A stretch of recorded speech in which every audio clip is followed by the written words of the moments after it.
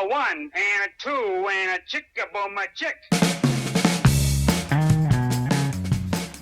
All right, we are live for day number 2 of the Remodelers Show. I don't care how many times, this should be an encouragement to all of you remodelers out there. I don't care how many times you have created content, that you have done speaking gigs, that you have gotten behind a camera and spoken on video. Anytime you're going live, you get those little butterflies in your stomach. You kind of feel like you're going to throw up sometimes. That's normal. It means, to me, what it means is you're doing something. You're doing something. So here we are. I'm excited. Day 2. Let's get a proper intro. Hi, folks. This is Brett Olexon of Oddfellows Contracting in Lansing, Michigan. And this is the Remodeling Show, hosted by the one and only true genius of and best friend to remodelers all across the globe. The guy that helps remodelers find answers to remodeling's toughest questions that are hidden in plain sight. Kyle Hunt. And that was well done. That was none other than Brett Olexon with Oddfellows Contracting. I will share a little bit more about him later today. What did he say? He said globe, around the globe. And the thing he said at the end there, so I sent out, if you haven't figured it out from day number 2, I sent out text to a lot of my clients that said, hey, I think it'd be fun to have a little fun intro to the Remodeler Show. So I said, here's kind of the lingo. And then I left a blank spot and I said, put anything you want before Kyle Hunt. Make it funny, make it cruel, make it nice, whatever you want to do. So I've got about 15 of them that are all queued up for the next 3 weeks. So that was Brett. And what he said at the end there was, points out things that are in plain sight. I think sometimes we chase the next big idea. There's a new social TikTok. Maybe we should be on TikTok a little bit. I'm not yet. But there's a new social media platform. There's a new this. We should be aware of what's out there. We should be testing and trying. But I think so often we're looking for the new bright, shiny object when there's a lot of just tried and true fundamentals that we are not taking full advantage of yet. So when it comes to marketing, I think what Brett said there is a lot of times Kyle's ideas are just ideas that are right there in plain sight. He's just kind of bringing it to our attention. The reason you need to do that is because running a remodeling business is really stinking hard. If you guys were wondering why it's so hard to run a successful remodeling business, it's because it's stinking hard. You guys are juggling so many different things. So there we go. All right. One word open. If you guys can tell me if it sounds a little bit better today on the audio part. Okay, yes, we're clapping. Yes, we're clapping. It's time for the one word open. I'm going to try to hold it right by the microphone so that hopefully it comes through well. One word open. One word on how I'm feeling. As we start today, focused. I was out of town last week, a little behind on some things. And I think sometimes when we're behind or when we have too much work going on, what's a good solution to that is to put in some extra time. And I think for me, sometimes over the years, especially first 5-6 years of my business, overwhelmed, too much work on my plate. And we build it up to be like this insurmountable amount of work. And sometimes if you just have an extra hour and a half of focused, dialed in work, 2 hours of extra work, it's surprised sometimes as you come away from that 2 hours of really focused energy and time, how you're like, oh, it's not so bad. So I guess that's an encouragement. Last night from 9 to 11, I just blitzed a bunch of work and went from to, okay, I'm feeling not caught up, but I'm feeling a lot more caught up. So just that kind of reminder to you, sometimes you just got to put in some extra time to catch up. We got a little quote of the day. The quote of the day is from Jim Rohn, R-O-H-N. And what he says is, you cannot succeed by yourself. It's hard to find a rich hermit. You cannot succeed by yourself. It's hard to find a rich hermit. There's people that you can connect with from a mastermind standpoint. If you're on that Remodelers community, that free private Facebook group that I run, or if you're not, go to remodelerscommunity.com, and you see somebody on there that's sharing a good idea, or that's saying, hey, private message me and let's set up a time to talk. take advantage of that. I hear of so much of that going on within the Facebook group, which makes me just super excited. There's mastermind groups out there. There's local business friends and colleagues. Don't be afraid, and make sure you make the time to connect with other business owners. It is so much easier to continue to make progress and succeed when you're not trying to figure it all out by yourself. It's time for today's Marketing Minute. And one more thing. This is a little treasury of quotes by Jim Rohn. If you email my marketing director and employee extraordinaire, Bailey, at Bailey, B-A-I-L-E-Y, at remodelyourmarketing.com, if you just email her and say, Kyle said you'd mail this little cool little treasury of quotes by Jim Rohn. Can you mail me that Jim Rohn book? Oh, we'll send it to you. Don't be shy. Thank you for dialing in. Thank you for being a part of the Remodelers Show. Send her an email. All right. So we've got the Marketing Minute. What do we have for the Marketing Minute today? Marketing Minute is to expand the network of people who know what you do. I was reflecting back. It was shortly after I started my business, and one of my clients signed on with a guy named John Goldman, real solid marketing person. He's out in Baltimore. And I was hired by my remodeling client to kind of execute what John was teaching my client. So we ended up actually flying out to Baltimore and had a full day intensive with John Goldman. This was early in my business. I was only a year or two in. I had read a lot of his work and understood what he does. I was super excited. What am I missing? What, from a marketing standpoint, what am I not coaching my clients on? What are some ideas that this veteran marketer is going to share with me?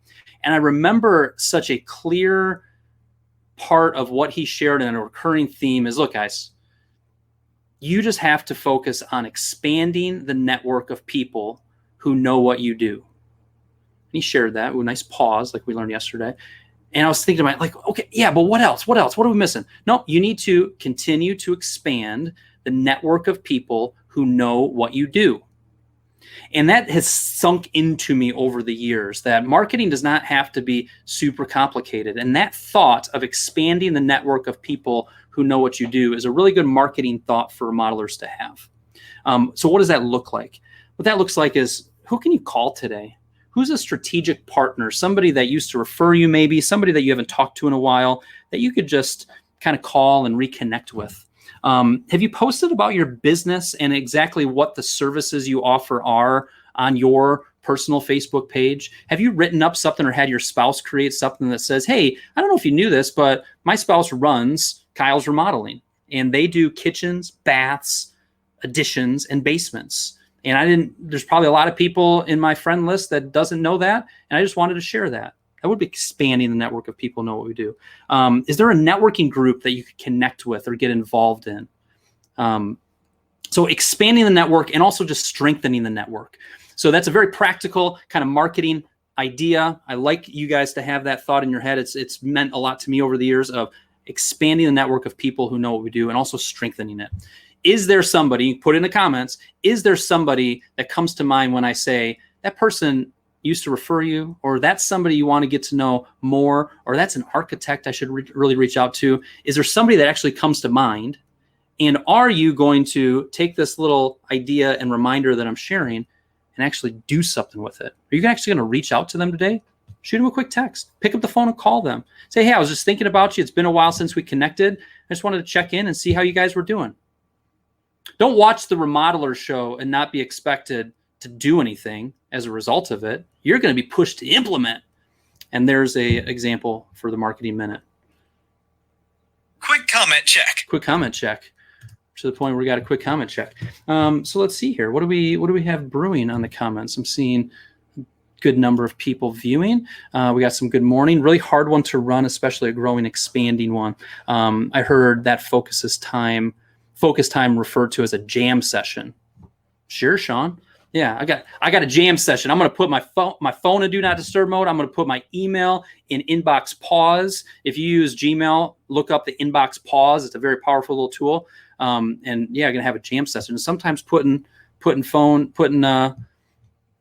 music on is excellent idea. And then Sean, and maybe I'll circle back to that if we have another minute. But yes, running a remodeling business is hard, especially a growing, expanding one. It is. Darren Hardy talks about jam session. I get his daily Darren Daily for great daily advice. Well, there you go.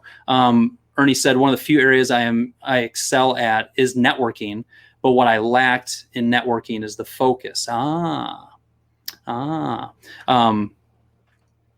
You guys are active. I love it.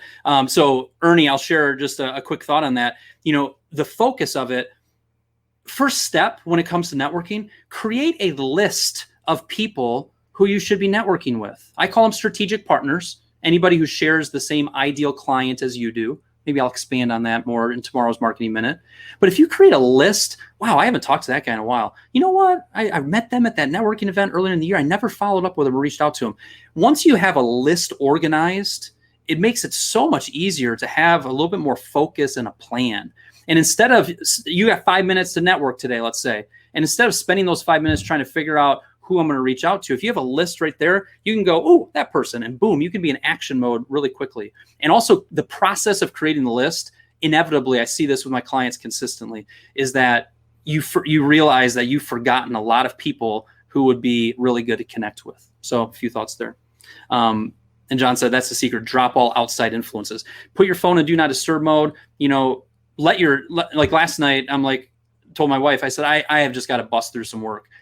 She went to bed early. I stayed up, and usually we go to bed at the same time. But last night, evidently, I had a jam session, and it worked. All right, cool. So there's some live comment checks.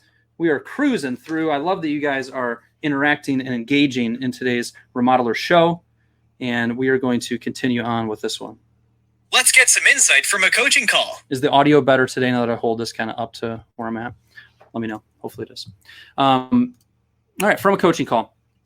So this idea, most of you may or may not know, the majority of my time is spent doing one-on-one coaching, talking to remodelers one-on-one. And I was reflecting on one of my calls yesterday, because that's what this part of the Remodeler Show is about, is thinking back on recent coaching calls I've had and what's a good takeaway, something that for you guys to learn and something that would help you. Literally, that's the reason I'm doing this, to build know, like, and trust, right? I want to develop relationships with remodelers, whether it's my clients, whether it's whoever's watching this, and I just want to help. Because when you do that, when you create content that helps, when you build know, like, and trust, the rest kind of takes care of itself, as far as business, as far as leads, as far as et cetera. So from a coaching call. And what I want to highlight today is the power of action steps. I call them action steps. I don't call it homework. My clients don't have homework because that just has this feel to it. Action steps. So when you're having any meeting, so when I have meetings, my meeting does not end until I have queued up the email and clicked send to my client that says action steps from 6/9/2020, Kyle to work on Matt to work on and there's usually 3, 4, 5 action steps. These are things we're going to work on between now and our next meeting. They're specific, they're smart, they're specific, measurable, attainable, realistic, and time-bound. They're SMART goals, but we write up the action steps. So when I'm meeting with a client, I'll say, hang on, time out, let me write up that action step real quick. And I'll take 2 seconds to type that up. So by the end of the meeting, we have that. Here's where I think this is relevant for you guys. When you're having meetings with your staff, with your team, whatever that meeting looks like, you need somebody that is capturing action steps. You can call them the action step person. You can call them the scribe. But you need to make sure that when you're having meetings, when decisions are being made, or when you're talking about what you need to get done, that needs to be written down, and it needs to be a SMART goal. It's so practical, it's so simple, and it's so powerful, and it's often skipped. And when we skip it, nobody really is fully committed to it. Yeah, I thought Chuck was going to work on that, but maybe he wasn't thinking that. When it's written down and those action steps are sent to everybody that was in the meeting, and everybody's clear with what is going to take place between now and our next meeting, progress happens so much better and smoother. So maybe that's a takeaway for you guys today, is to make sure you're capturing action steps and sticking with it. That's what good leaders do. Cool. So that was inspired from a coaching call yesterday. AKA, Ask Kyle anything. It's time for your questions. It is time for your questions. Let's see what the old comment box is going. So we got some thanks. We got some great advice. What are some questions? Any questions that you guys might have for yours truly, the host of the Remodelers Show, as we enter here in day 2? Any questions?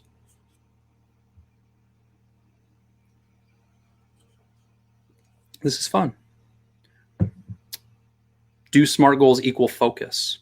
Do SMART goals equal focus? Yeah, I think so.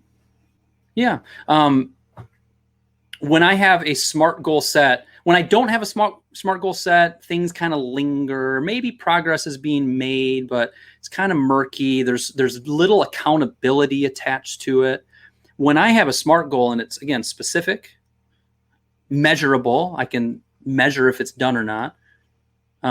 Realistic and attainable, is it reasonable and realistic and attainable? And then time bound, I have a deadline for it.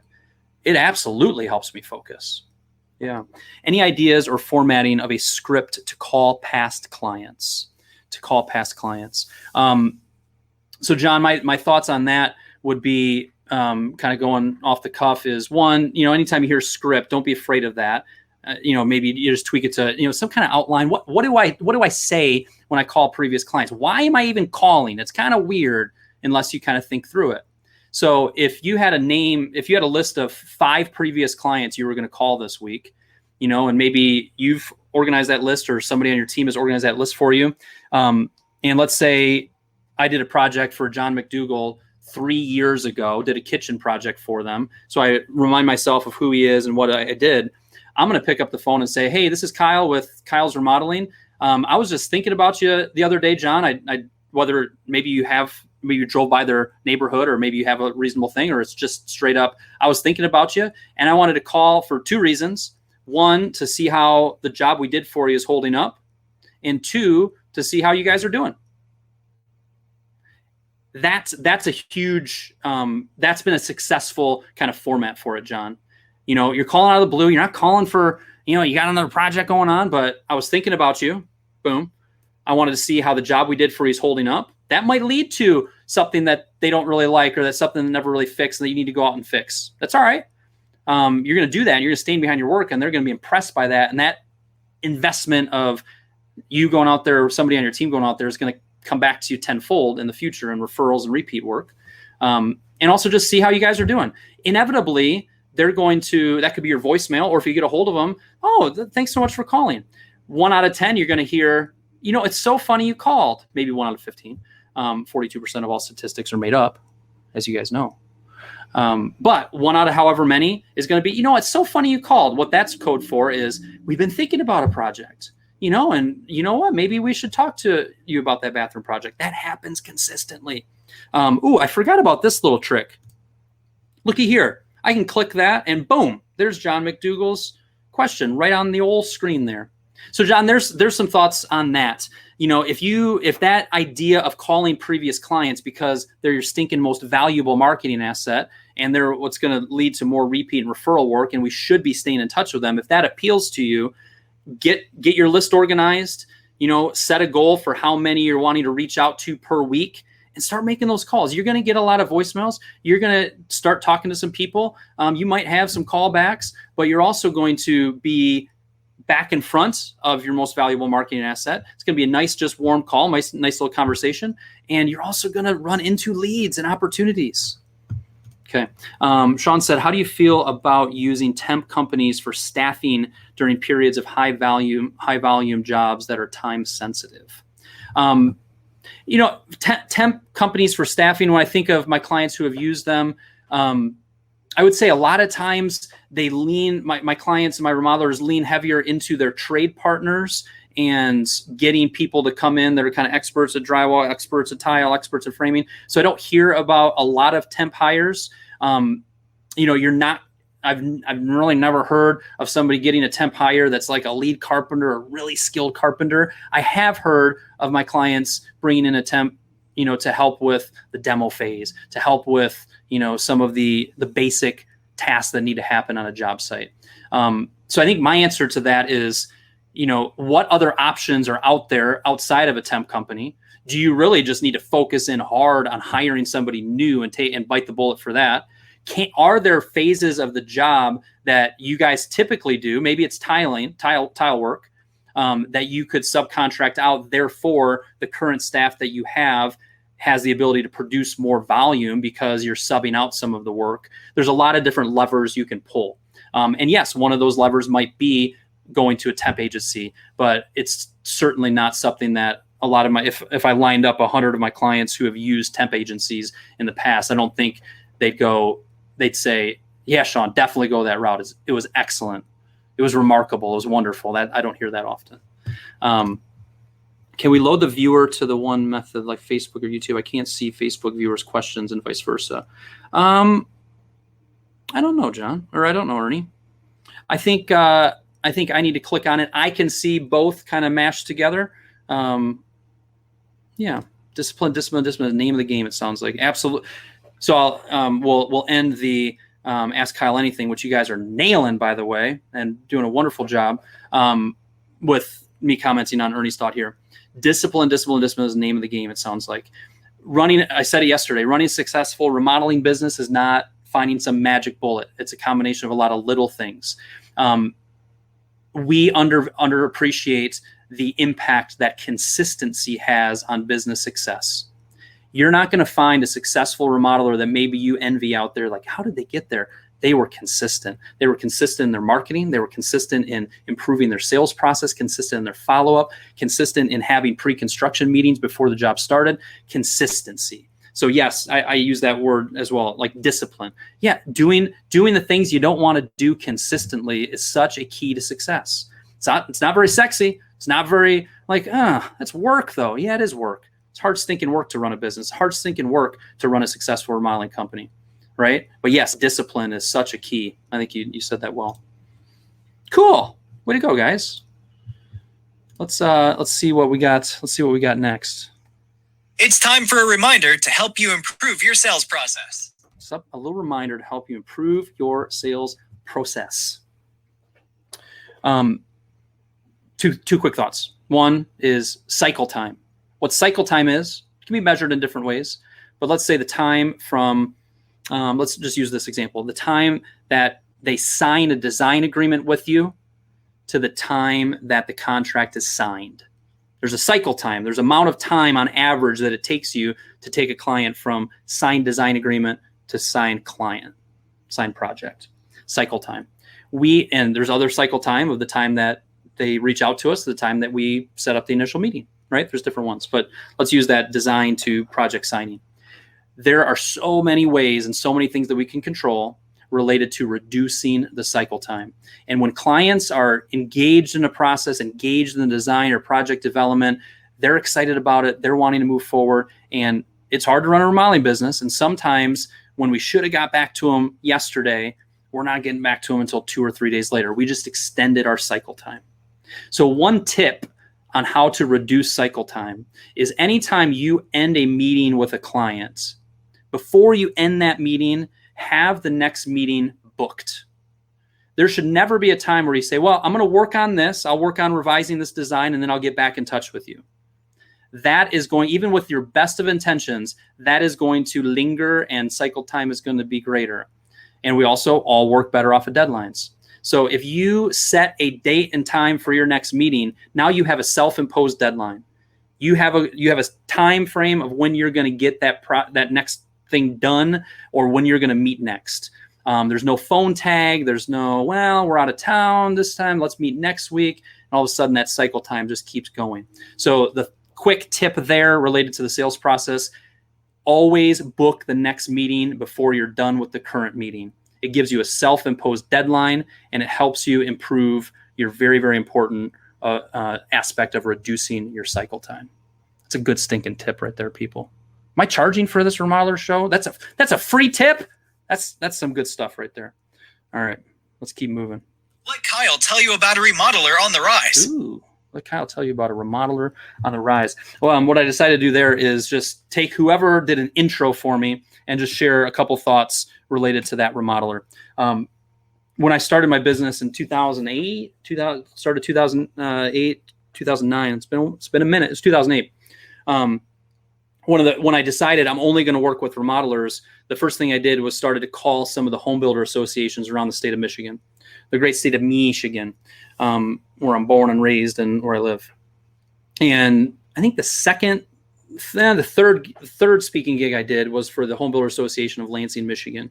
And Brett Olexon, who did the intro for today's Remodelers Show, was there. He's been a very long time client of mine.